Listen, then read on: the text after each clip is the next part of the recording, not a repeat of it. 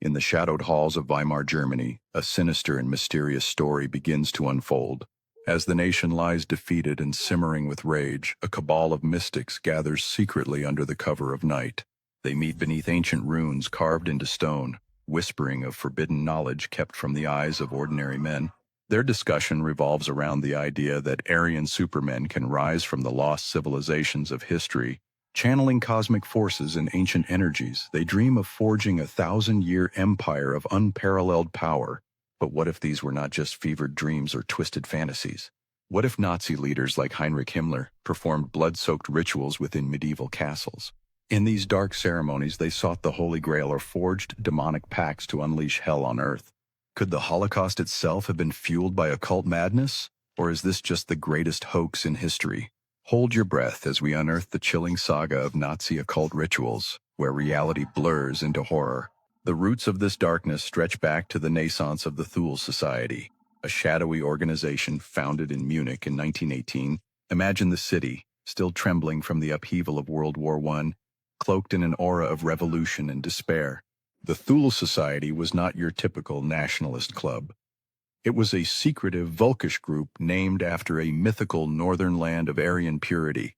Its founder, Rudolf von Sebottendorf, believed in blending folklore with esoteric practices like astrology and rune magic. They sought to invoke the gods of old through elaborate rituals, convinced they could summon Vril, energy from hidden realms. This mysterious life force was believed to endow their race with divine strength and superiority. Sensationally, the Thule Society sponsored the German Workers' Party, which Adolf Hitler would transform into the Nazi Party. Early Nazis like Alfred Rosenberg and Rudolf Hess absorbed this occult brew, drawing heavily from theosophical ideas of root races and Atlantis survivors. A chilling detail emerges. Thule rituals allegedly involved blood oaths and seances. Mediums channeled spirits, whispering promises of eventual world domination to their eager followers. Witness accounts paint nightmarish scenes, candlelit ceremonies with swastikas, twisted ancient solar symbols carved into altars. Participants chanted fervently for the downfall of inferior races and the domination of the Aryan master race. These rituals weren't fringe activities, but the very spark that ignited the Reich's destructive fire. The Black Sun, a recurring symbol in Nazi occultism, represented hidden esoteric power and ancient Aryan mysticism. The Nazis did not stop at Germany. Their occult hunger drove them to hunt globally for relics of ultimate power. In 1938, an SS team trekked to Tibet, filming lamas and collecting evidence of Aryan links, including sacred texts and human remains for racial studies. Himmler fixated on the Holy Grail, sending agents across Europe to find the Cup of Christ, believing it granted immortality. And what about the Spear of Destiny, the lance said to have pierced Jesus? Hitler allegedly seized it from Vienna, convinced it gave invincible power. These expeditions faced blizzards, bandits, curses, and rumors of team members dying mysteriously, haunted by guardian spirits.